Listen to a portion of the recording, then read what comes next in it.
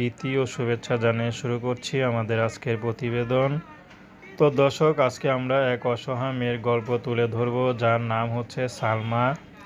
সালমার বিয়ে হয়েছিল, কিন্তু 6 মাসের মধ্যে সালমার স্বামী সালমাকে ডিভোর্স দিয়ে দেয়। কারণ যে মাটির ঘর দেখতে পাচ্ছেন, এই মাটির ঘরে সালমা থাকে। কিন্তু সালমার স্বামী মোটামুটি ব্যবসায়িক ছিল, ভালোই ছিল অবস্থান।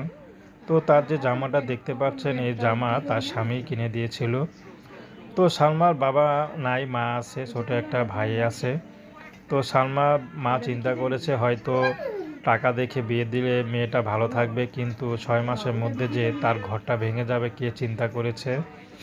তো এখন সালমা ইউটিউবে এসেছে ভালো একটা জীবনসঙ্গীর আশায়। সালমা কোনো টাকা পয়সা চায় না, সালমা চায় ভালো একটা জীবনসঙ্গী, কারণ টাকা পয়সা সুখ দিতে পারে না। তো সালমা চাচ্ছে সে বয়স্ক হোক বা বিবাহিত, তাতে কোনো সমস্যা নেই।